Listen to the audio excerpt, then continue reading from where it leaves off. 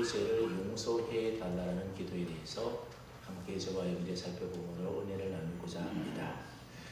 예수님께서는 주기도문을 가르쳐 주면서 우리 자신을 위한 기도 가운데에 가장 먼저 우리 육신의 필요를 위한 일용할 양식을 구하라고 가르쳐 주셨습니다. 이는 일용할 양식이 우리 육신의 생명과 직결되기 때문에 가장 우선적으로 고려해야 될 기도 제목이라고 하는 겁니다. 그런 다음에 두 번째로 가르치신 것이 바로 오늘 살펴보고자 하는 우리의 죄를 용서해 달라고 하는 기도입니다. 이 기도는 순서적으로 볼 때는 일용할 양식 다음에 구하는 기도이지만 그러나 내용적으로 볼 때는 그 이상의 가치를 가지고 있는 기도입니다. 왜냐하면 일용할 양식이 우리의 생명과 직결되어 있는 것이라고 한다면 이 죄의 용서는 우리의 영적인 생명과 직결되는 것이기 때문에 그렇습니다. 일용할 양식이 없으면 육체가 죽음을 맞이하는 것처럼 이 죄의 용서가 없으면 우리의 영이 죽음을 맞이하게 되어서 결국 멸망할 수밖에 없게 되는 겁니다. 그래서 어거스틴은 예수님께서 우리에게 기도를 가르치신 모든 말씀들 가운데에 이 죄 용서를 위한 기도가 가장 중요하다 그런 말을 했습니다. 그래서 예수님께서도 주기도문을 가르쳐 주신 후에 곧바로 뒤이어서 말씀하신 오늘 본문 다음에 나오는 14절과 15절 말씀에 보게 되면 이 주제에 관한 말씀을 다시 언급해서 말하고 있습니다. 그만큼 중요하기 때문에 예수님께서 또다시 한번 반복해서 그 말씀을 하고 계시는 겁니다. 여러분, 죄의 문제가 해결되지 않고서는 하나님께로부터 오는 그 어떤 은혜도 축복도 우리가 받아 누릴 수가 없습니다. 또한 우리가 하나님께 아무리 간절히 부르짖는다 하더라도 우리 가운데 죄가 있는 한 죄 용서를 받지 못하게 되면 기도 응답을 받을 수가 없게 됩니다. 그럼 우리가 기도할 때에 반드시 그 기도 내용 가운데 포함되어야 될 기도 제목이 있다라고 한다면 그것은 바로 죄 용서를 구하는 기도일 것입니다. 네, 여러분, 이 죄의 문제는 하나님과의 관계에서 오는 문제이기도 하지만 또한 사람과 사람들 사이의 관계에서 오는 문제이기도 하다라는 겁니다. 그래서 오늘은 죄 용서의 문제와 관련하여 세 가지 차원에서 좀 생각해 볼까 합니다. 먼저는 하나님과 나와의 관계에서의 이 죄의 문제는 어떻게 해결할 수 있는지에 대해서 살펴보고, 그러고 나서 두 번째는 나와 다른 사람과의 관계에서 내가 가해자 입장일 때에 나의 죄 용서는 어떻게 받을 수 있는지에 대해서 우리가 또 살펴보고, 세 번째는 나와 이웃과의 관계에서 내가 피해자 입장일 때에는 이 죄의 용서에 대한 문제를 어떻게 우리가 해결해야 되는지에 대해서 우리가 함께 살펴보도록 하고자 합니다. 가장 먼저 하나님과 나와의 관계에서 내 죄의 문제를 어떻게 해결해야 되는지에 대해서 우리가 먼저 살펴볼 텐데, 우선 성경은 죄로 인하여 우리가 하나님과 원수가 되었다 그렇게 말씀하고 있습니다. 여기서 하나님과 원수가 되었다라고 하는 말은 도무지 하나님과 함께 할 수 없는 그런 관계, 그런 사이가 되었다라는 의미의 말입니다. 즉 하나님과 우리 사이에는 죄라고 하는 높은 담이 있어서 이 죄의 담을 제거하지 않고는 우리가 하나님께로 나아가고 싶어도 나아갈 수가 없고, 하나님과 함께 거하고 싶어도 거할 수가 없고, 하나님과 교제와 사귐을 할 수가 없고, 그래서 우리가 하나님께 아무리 부르짖어도 하나님으로부터 축복과 은혜와 기도 응답이 올 수 없는 상태라고 하는 겁니다. 그리고 이 죄는 누구로부터 오게 되었는가 하면 바로 첫사람 아담으로부터 우리에게 오게 되었고, 그래서 이 죄를 가리켜서 우리는 원죄다 그렇게 말을 하는 겁니다. 로마서 5장 17절로 18절 말씀에 보면 아담 한 사람이 범죄함으로 말미암아 모든 인류는 죄인으로 정죄를 받게 되었고, 그리고 모든 인류는 사망에 이르는 존재가 되었다 그렇게 성경이 밝히고 있습니다.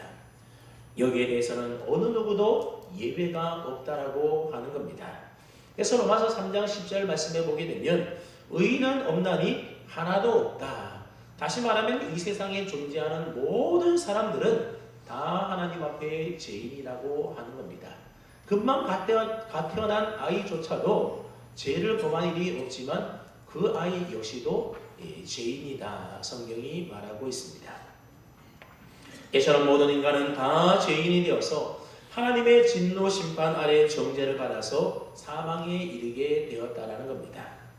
그런데 문제는 이 죄의 문제를 우리 인간 스스로 영원히 해결할 방법이 없었다라고 하는 겁니다. 이 문제를 해결할 수 있는 분은 오직 누구밖에 없습니까?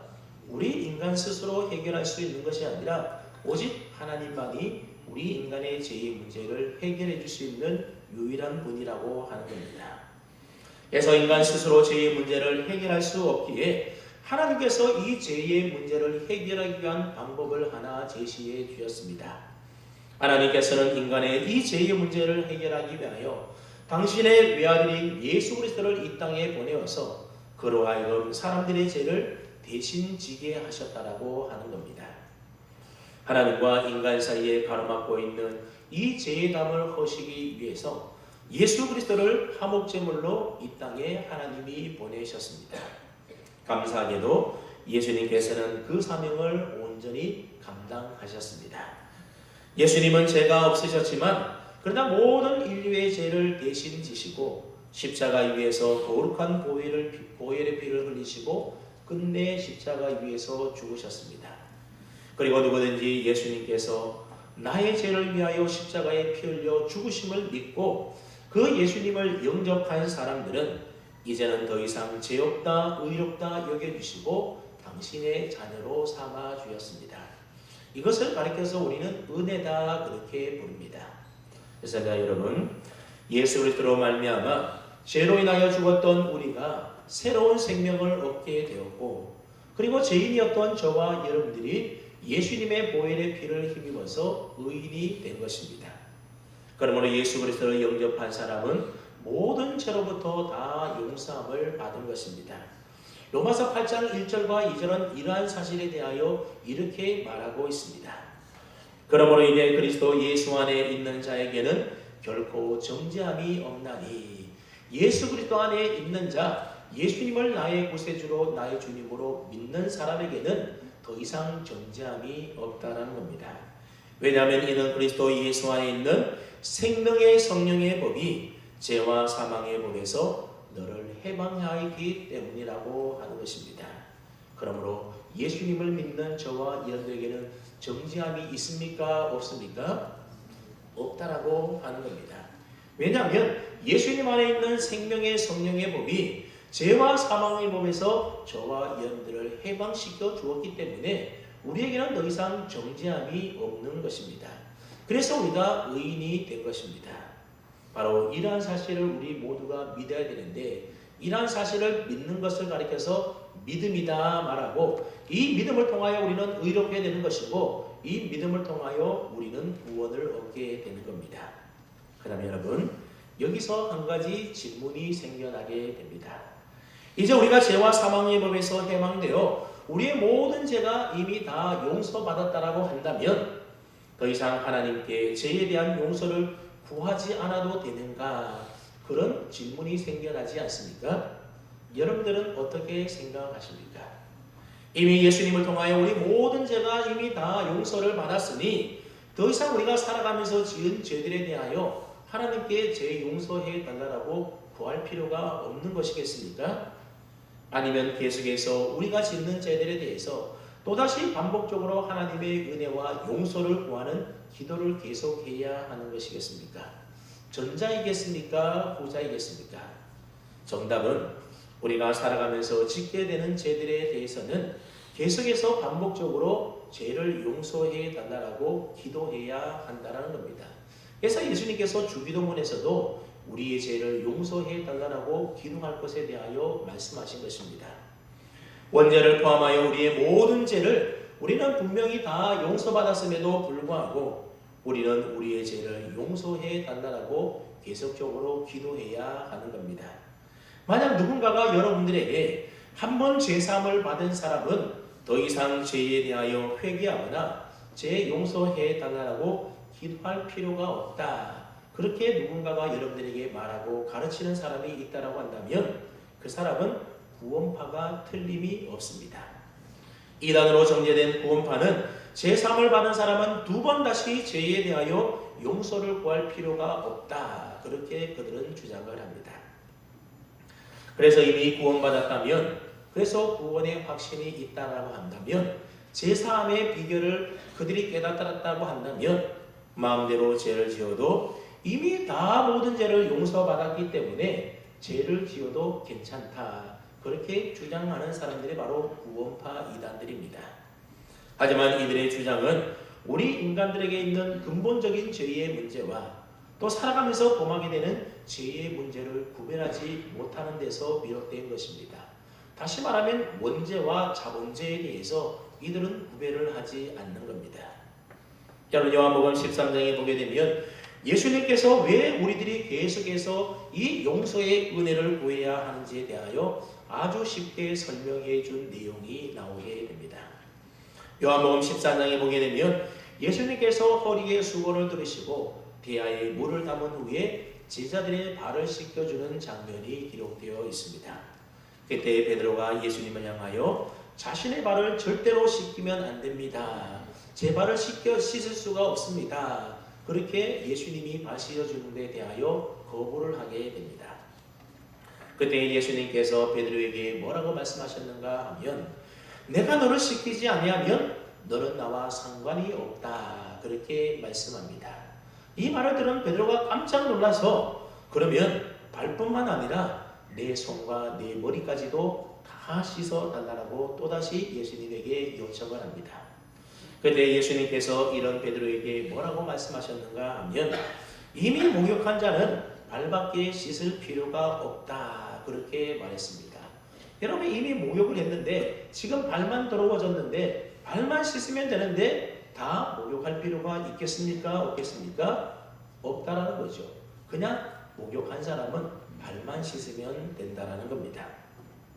그 다음 여러분, 예수님께서 베드로에게 말씀하신 이 목욕이 의미하는 것은 무엇이고 또 발을 씻는다라는 것은 무엇을 뜻하는 것이겠습니까?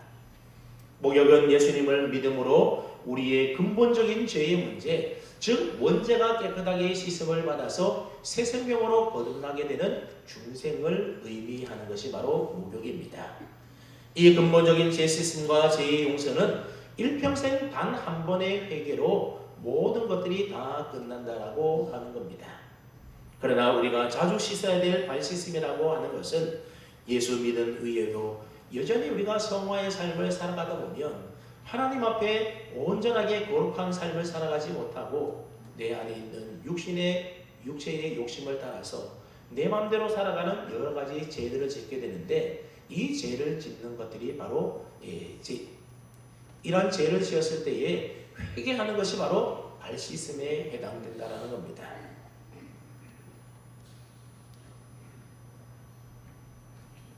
여러분, 하나님은 예수님을 믿고 영접하여 제사함을 받은 성도들에게 성령을 선물로 주셨습니다.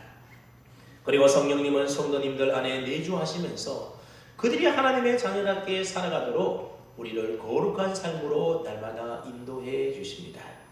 그러므로 성도들이 그 성령님을 따라서 순종하여 살게 되면 주님을 닮은 거룩한 삶을 살아갈 수 있게 되는 겁니다. 하지만 여러분, 우리가 날마다 성령 충만하여서 거룩한 삶을 살아가게 됩니까? 때로는 그러지 못할 때가 많이 있다는 겁니다. 성령님의 뜻에 순종하여 살기보다는 예전처럼 내 육체의 내 마음대로 내가 원하는 대로 정욕을 쫓아서 죄 가운데 살아갈 때가 많이 있습니다. 그러면 성령님께서 우리가 하나님의 자녀답게 살지 못하는 그 일들로 인하여 우리의 마음속에서 탄식하게 됩니다. 그래서 우리 마음에 회개할 마음을 주시고 돌이킬 수 있도록 우리의 양심을 뒤흔들어 놓게 됩니다. 그래서 우리가 죄를 짓게 되면 마음이 평안하지 못하고 불안하고 뭔가 찜찜하고, 그래서 다시 하나님께 나와서 회개해야만 우리 마음이 평안해지게 되는 것을 우리가 느끼지 않습니까? 그것은 다 우리가 죄를 지을 때에 우리 안에 있는 성령이 말할 수 없는 탄식으로 우리를 위하여 간구하고 있기 때문에 그렇습니다. 그렇게 해서라도 우리가 즉시 죄를 자백하고 하나님께로 돌아오기를 원하고 있는 겁니다. 왜냐하면 이러한 죄의 상태가 지속적으로 오래 될 경우에는 우리 영혼은 치명적인 병이 들 수 있기 때문에 그렇습니다. 죄로 인하여 우리 영혼이 병들게 되면 우리의 마음의 평안이 사라지게 되고 불안하게 되고 우리의 삶이 우울해지게 되고 결국 불행해지게 되는 겁니다. 그래서 죄가 있는 한 우리는 행복한 삶을 살고 싶어도 살 수가 없게 되는 것입니다.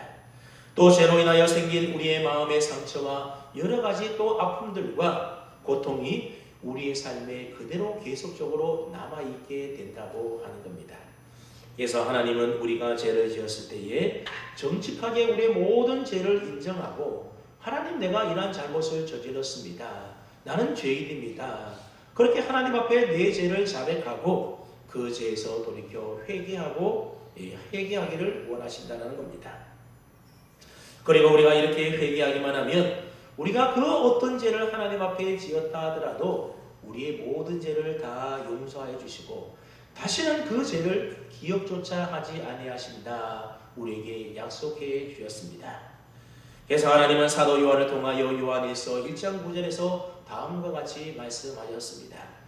만일 우리가 우리 죄를 자백하면 그는 미쁘시고 의로우사 우리 죄를 사하시며 우리를 모든 불의에서 깨끗하게 하실 것이요.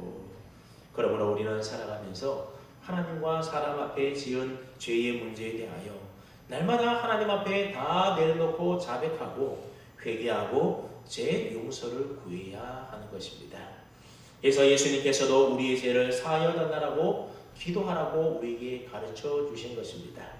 그러므로 저와 여러분들이 기도할 때마다 이 죄에 대한 용서를 구하여서 날마다 성령 안에서 거룩한 새로운 삶을 살아갈 수 있는 은혜가 있기를 주님의 이름으로 축원합니다. 아멘. 두 번째로 나와 이웃과의 관계에서 내가 가해자 입장일 때에 이 죄의 문제에 대하여 어떻게 해결해야 되는지에 대해서 우리가 또 살펴보도록 하겠습니다. 여러분, 우리가 삶을 살아가다 보면 다른 사람들을 상대로 해서 우리가 잘못을 하고 실수를 하기도 하고 또 죄를 지을 경우들이 종종 있게 됩니다. 그래서 다른 사람에게 물적 피해를 입히기도 하고 인적 피해를 입히기도 하고 또 다른 사람의 마음에 상처나 아픔을 주는 경우들이 있지 않습니까?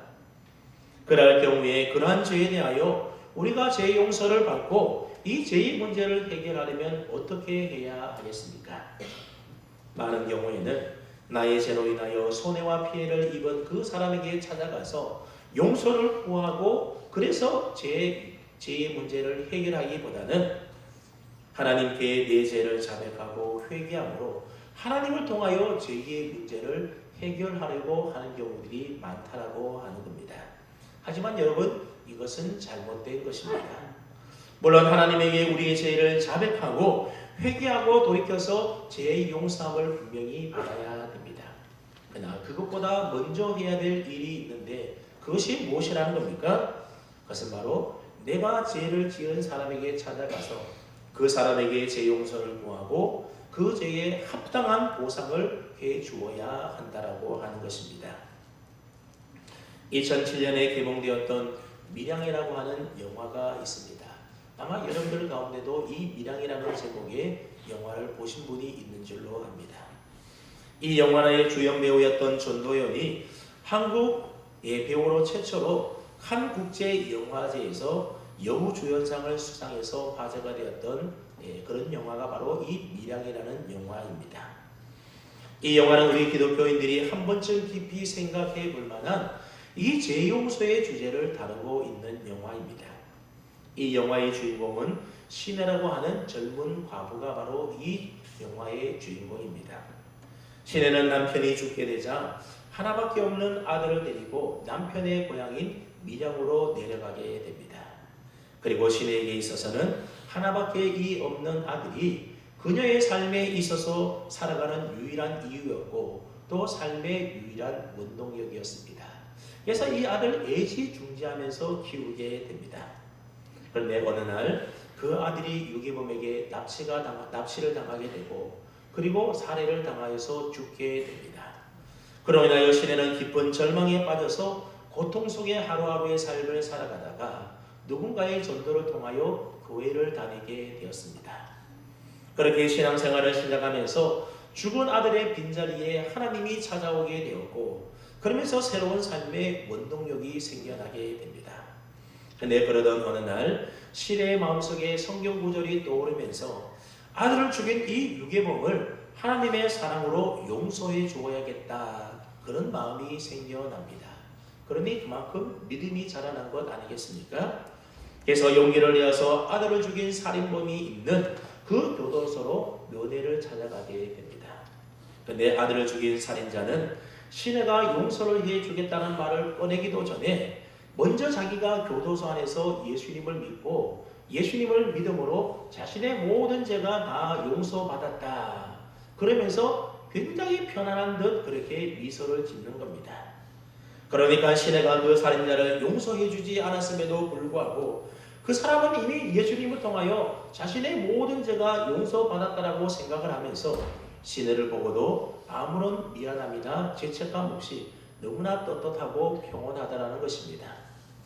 그래서 시내는 자신이 그 살인자를 아직 용서해 주지도 않았는데 어떻게 하나님께서 그 사람의 죄를 먼저 용서해 줄 수 있냐면서 그때부터 하나님께 반항하기 시작합니다. 그리고 결국 하나님에게로 돌아서서 교회를 떠난다, 그런 내용의 영화입니다.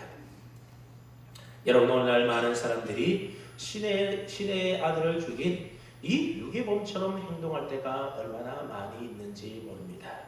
잘못은 사람에게, 이웃에게 저질러 놓고 용서는 참회의 기도를 통하여 하나님께 구하면 하나님으로부터 모든 용서를 다 받으니 괜찮다, 그렇게 생각을 한다는 겁니다. 하나님께 내 죄를 고백하고 내 잘못에 대하여 회개하고 용서를 믿었으니 내 모든 죄가 사함을 받고 나는 깨끗하게 되었다. 이제부터 나는 죄로부터 떳떳하고 자유롭다, 죄로부터 해방되었다, 그렇게 생각한다는 겁니다. 그러니 굳이 사람에게 용서를 구하거나 보상할 필요가 없다라고 생각을 하는 겁니다. 그러나 여러분, 이런 생각은 크게 잘못되었다는 것을 알아야 됩니다. 이러한 문제에 대하여 예수님이 뭐라고 말씀하시는지 우리 한번 마태복음 5장 22절로 24절, 조금 긴 내용이지만 한번 뜻을 생각하면서 함께 읽어봅니다. 앞에 자막이 있죠? 읽어봅니다. 시작.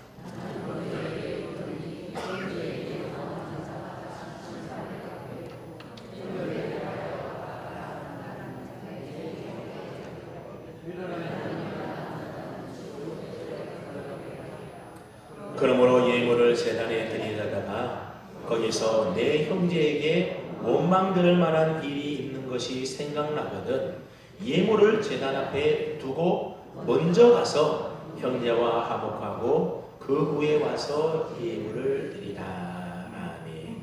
우리가 너무나 잘 알고 있는 예수님의 말씀입니다.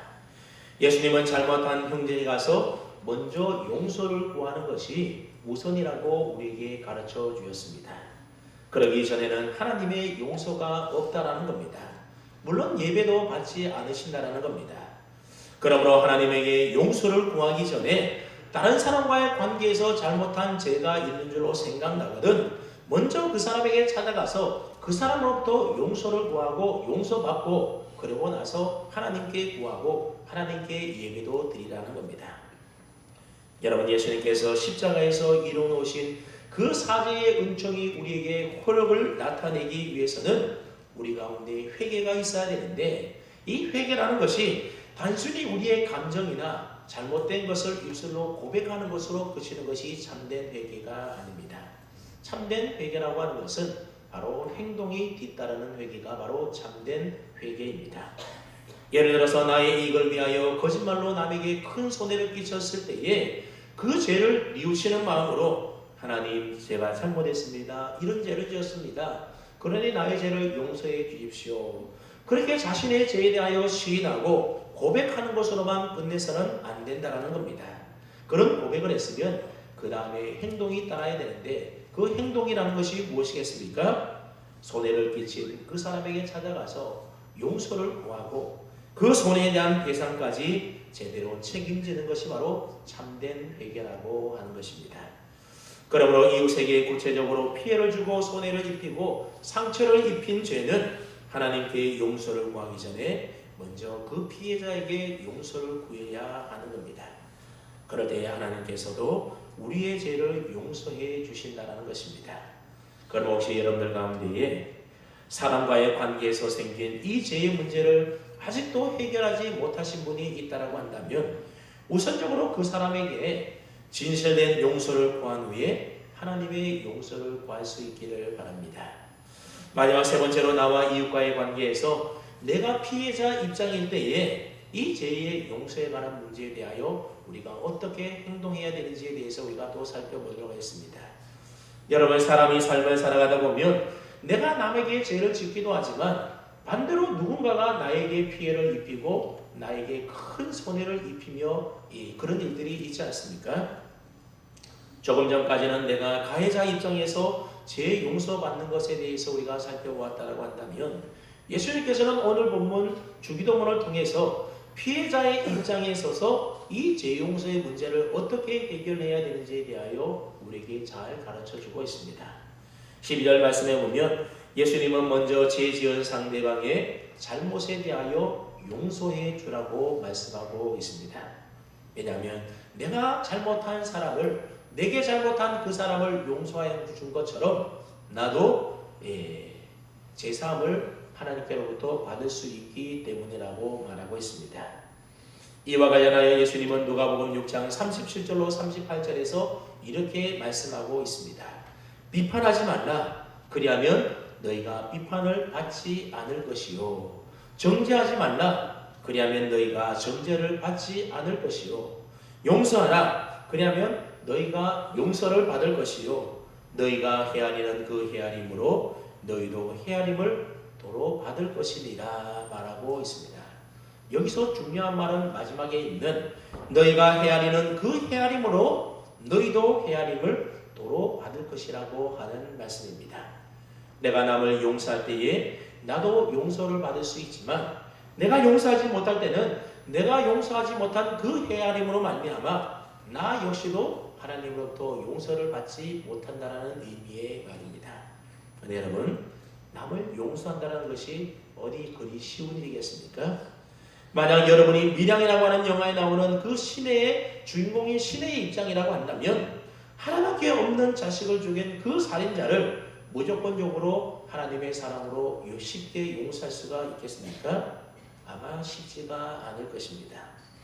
그래도 예수님의 가르침이고 또 남을 용서해야만 내가 용서를 받을 수 있다고 한다면 우리가 용서하는 삶을 살아가도록 힘써야 되지 않겠습니까? 그래서 우리는 나에게 잘못한 사람을 용서하고 또 용서하며 참고 또 참고 그렇게 살아가야 되는데 그렇게 살다 보면 우리 마음속에 이런 의문이 생겨나게 됩니다. 도대체 언제까지 참아야 되는가? 몇 번까지 용서해주고 몇 번까지 참아야만 하는가? 그런 의문이 생겨나게 됩니다. 아마 유대인들도 이런 의문을 가졌던 것 같습니다. 그래서 벤시라라고 하는 당대의 유명한 랍비는 2번까지 용서해주라 그렇게 사람들에게 가르쳤습니다. 또 다른 랍비들은 3번까지 용서는 하되 그 이상은 용서하지 말라 그렇게 가르쳤다는 겁니다. 용서는 2-3번이면 충분하지 더 이상 계속 용서해주면 그 사람의 버릇이 나빠지게 되고 그것은 그 사람으로 하여금 회개할 기회를 빼앗는 것이다 그렇게 가르쳤다고 하는 겁니다. 여러분, 사실 2-3번 용서하는 것도 참으로 쉽지 않고 힘든 일입니다. 그래서 마태복음 18장 21절 말씀부터 보게 되면 이러한 사실을 잘 알고 있었던 베드로가 예수님에게 이렇게 묻습니다. 형제가 내게 죄를 범하면 몇 번이나 용서해야 합니까? 한 7번 정도 용서하면 되겠습니까? 그렇게 묻습니다. 베드로는 2-3번 정도만 용서하라고 가르친 당시의 랍비들보다도 훨씬 더 넉넉한 숫자인 7번 정도 용서해주면 되겠습니까? 그렇게 예수님에게 물었던 겁니다. 아마도 베드로가 그렇게 물었던 것은 예수님으로부터 칭찬을 듣고 싶어서 그랬던 것 같습니다. 그런데 이런 베드로의 질문에 대하여 예수님께서 뭐라고 대답하셨습니까? 우리 한번 마태복음 18장 22절 말씀을 함께 봅니다. 앞에 있죠? 시작!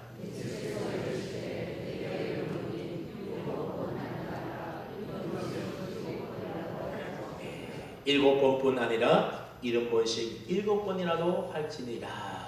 여러분, 이게 무슨 뜻이겠습니까? 70번씩 7번이 7번이니 77에 49, 490번까지만 용서하고 491번째부터는 용서하지 말라, 그런 의미의 말입니까? 그렇지가 않습니다. 유대인들에게 있어서 이 7이라고 하는 숫자는 완전수를 말하는 겁니다. 그러니 70번씩 7번이라고 하는 것은 490번을 말하는 것이 아니라 완전히 무한대로 계속해서 용서해 주라, 그런 의미의 말인 것입니다. 예수님께서는 이 말씀을 하시기 위해 곧바로 비유 하나를 말씀하시는데 그 비유는 우리가 잘 알고 있는 비유입니다. 바로 1만 달란트 빚진 무자비한 종의 비유입니다. 이 비유는 잘 알고 있어서 따로 설명하지 않겠습니다. 혹시 궁금하신 분은 마태복음 18장 23절 이하의 말씀을 읽어보시길 바랍니다. 여러분, 예수님께서 이 비유를 통하여 하시고자 하는 말씀의 내용이 무엇입니까? 우리는 하나님께로부터 상상할 수도 없는 엄청난 죄의 빚을 탕감받은, 마치 1만 달란트 빚진 것을 탕감받은 자와 똑같다라고 하는 겁니다.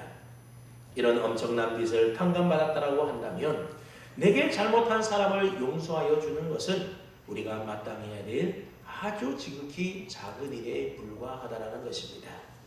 그래서 예수님은 이 비유 말씀을 하시고 마지막 35절에서 뭐라고 말씀하시는가 하면, 너희가 각각 마음으로부터 형제를 용서하지 아니하면 나의 하늘 아버지께서도 너희에게 이와 같이 하시리라 말씀하셨습니다. 우리가 다른 사람을 용서할 때에 하나님 아버지께서도 이와 같이 우리의 죄를 용서하여 주신다는 겁니다.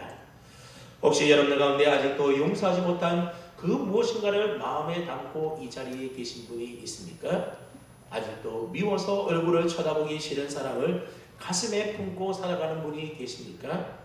혹 그런 분이 계시다면 오늘 예배를 마치고 돌아가실 때는 그런 분들 여러분이 다 주님의 사랑으로 용서하여 주시고 평안과 기쁨의 마음으로 돌아갈 수 있기를 바랍니다. 예수님께서는 그 사람이 나에게 지은 죄보다도 더 큰 나의 죄를 다 용서하여 주셨는데 우리가 그 사람 용서하지 못할 일이 무엇이 있겠습니까? 자연스럽 여러분, 우리의 육체가 일용할 양식을 필요한 것처럼 우리의 영혼도 사죄의 은총이 필요합니다. 우리는 예수 그리스도 안에서 구원의 감격과 은혜를 누리지만 또한 날마다 우리의 죄를 고백하며 죄의 용서를 하나님 앞에 구하며 성결한 삶을 살아가기 위하여 힘써야 됩니다. 그래서 날마다 하나님 앞에 나와서 예수 그리스도의 십자가 보혈로 우리의 죄를 씻고 정결함을 받아 살아가십시오. 그리고 누군가에게 잘못한 일이 생각나거든 하나님께 용서를 구하기 전에 먼저 그분에게 찾아가서 죄의 용서를 구하시고, 그래서 참된 회개를 통하여 죄로부터 자유함을 누리며 평안한 삶을 살아갈 수 있기를 바랍니다. 또한 나에게 형제와 이웃을 용서할 수 있는 힘을 달라고 기도하시고 남을 진정으로 용서할 수 있을 때에 비로소 십자가 은혜를 깨달을 수 있음을 여러분들이 알아가기를 바랍니다. 하나님께서 우리의 죄를 용서하신 것처럼 우리도 형제와 이웃을 기꺼이 용서하고 용납하는 그러한 성숙한 그리스도인들로 살아갈 수 있기를 바랍니다. 그리고 당당히 우리가 우리에게 죄 지은 자를 사하여 준 것 같이 우리 죄를 사하여 달라고 하나님 앞에 당당하게 기도할 수 있는 저와 여러분 다 될 수 있기를 주님의 이름으로 축원합니다. 아멘.